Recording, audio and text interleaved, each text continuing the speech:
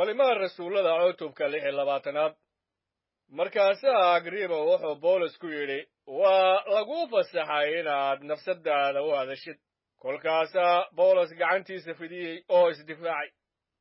boqor agribow waxaan isku tirinayaa mid faraxsan inaan maanta hortaada iskaga difaaco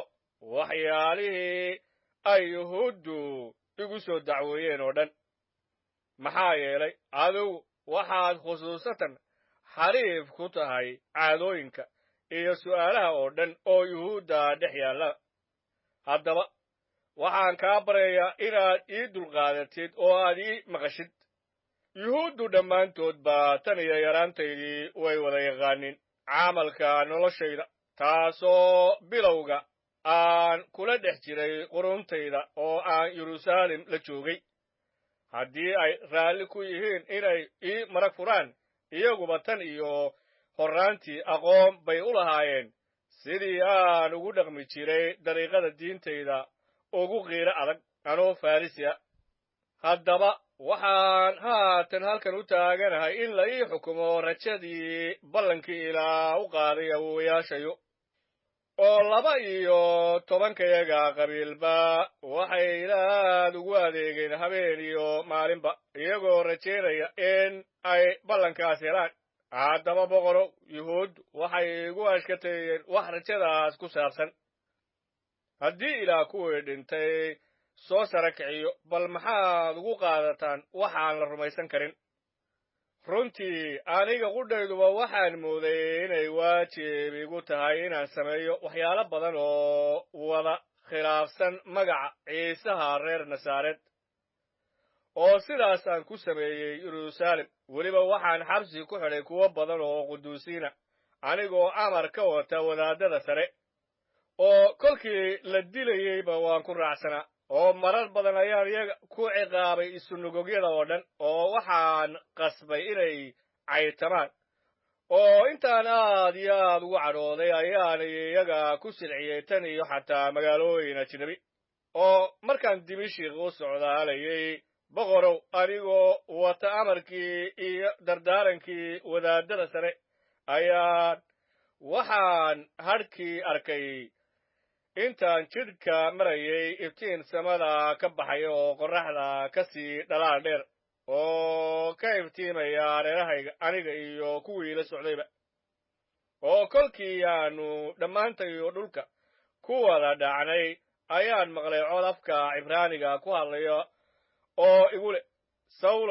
sawlosow maxaad ii silcinaysaa way kugu adag tahay inaad harraatidid wax ku muda markaasaan idhi yaa tahay sayidow kolkaasaa rabbigu wuxuu igu yidhi waxaan ahay ciisaha aad silcinaysid laakiin bal sara joogso oo cagahaaga ku istaag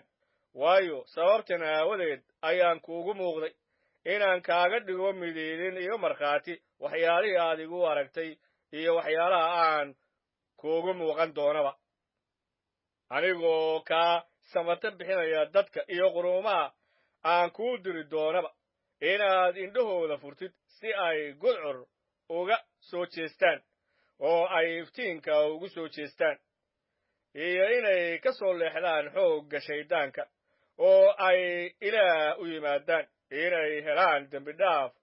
oo ay dhaxal la helaan kuwa quduus lagaga dhigay rumaysadka ay igu leeyihiin sidaas daraaddeed boqor agribo kuma aan caasiyoobeen riyadii samada ka timid laakiin waxaan horeba ugu sheegay kuwii joogay dimashik iyo yeruusaalem iyo dalka yuhuudiya oo dhan iyo weliba dadka aan yuhuudda ahayn inay toobad keenaan oo ay ilaah u soo noqdaan iyagoo samaynaya shuqullo toobad istaahila waxyaalahaas aawadood baa yuhuuddu macbudka gudihiisa iigu qabteen oo waxay isku dayeen inay dilaan haddaba anigoo caawimaad ka helay xag ilaah ayaa waxaan ilaa maanta u taaganahay inaan marag furo oo aan u sheego yar iyo weynba anigoo aan innaba wax kale sheegayn wixii nebiyadii iyo muuse ay sii sheegeen inay ahaan doonaan mooyaane taasoo ah in masiixu xanuunsan doono iyo sida isagoo ah kii koowaad oo kuwii dhintay ka soo sara kacay uu iftiin ugu naadin doono dadka iyo quruumaha.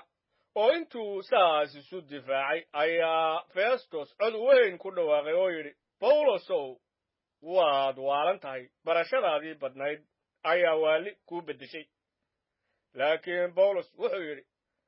festoskii aad u sarreeyayow, anigu ma aan waalni, laakiin waxaan ku hadlayaa erayo runa iyo feejignaan.